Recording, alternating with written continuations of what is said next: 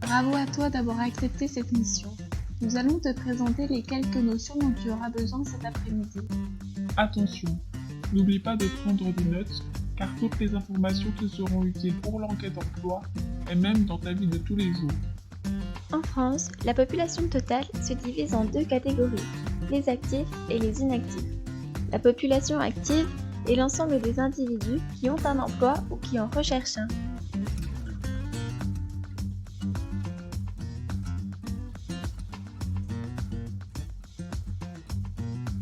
Attention, j'ai bien dit emploi et non travail. Le travail désigne l'activité humaine qui contribue à la création d'un bien ou d'un service, qui peut être domestique, bénévole ou professionnel, alors que l'emploi est un travail qui est déclaré et rémunéré. Par exemple, si ta maman tond la pelouse chez toi, elle effectue un travail, mais elle n'est pas payée pour le faire et son travail n'est pas déclaré. Alors que si elle travaille pour la mairie et qu'elle est chargée de la tonte des pelouses de la ville, alors son travail est déclaré et rémunéré, c'est donc un emploi. De même, si ton cousin majeur tond la pelouse chez tes parents et qu'il lui donne 10 € pour cela, le travail est rémunéré, mais pas déclaré, donc ce n'est pas un emploi. Il ne faut pas confondre travail et emploi. Mais revenons-en à la population active. Selon l'INSEE, les actifs se répartissent en 6 PCS.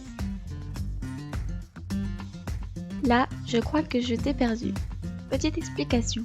Les PCS, ou professions et catégories socio-professionnelles, sont un instrument construit par l'INSEE pour classer la population active en un nombre restreint de catégories présentant chacune une certaine homogénéité sociale. Écoute bien ce qui va suivre car tout cela pourra être utile lors des énigmes pour entrer et sortir des salles. L'INSEE utilise plusieurs critères pour construire ces PCS. La profession. Ainsi, grâce à l'enquête emploi que tu vas mener, tu vas savoir à quel PCS appartient telle ou telle profession. Le statut, suivant si l'individu est salarié ou non salarié, c'est-à-dire indépendant. L'activité économique de l'entreprise, c'est-à-dire le secteur d'activité. Il faut que tu saches distinguer le secteur primaire, l'agriculture, le secondaire, l'industrie et le tertiaire, les services. La qualification, donc principalement le niveau de diplôme. Ainsi, un métier nécessitant un haut niveau de diplôme sera classé dans la PCS cadre et profession d'intellectuel supérieur, comme un professeur, alors qu'un métier nécessitant un faible niveau de qualification sera classé dans la PCS ouvrier si c'est un métier dans l'industrie et employé si c'est un métier dans les services. La position hiérarchique, suivant si l'individu a des salariés ou non sous ses ordres, et la taille de l'entreprise, petite, moyenne ou grande exploitation pour les agriculteurs. Attention, le revenu n'est pas un élément pris en compte par l'INSEE pour classer les individus dans les différentes PCS. Prenons un exemple.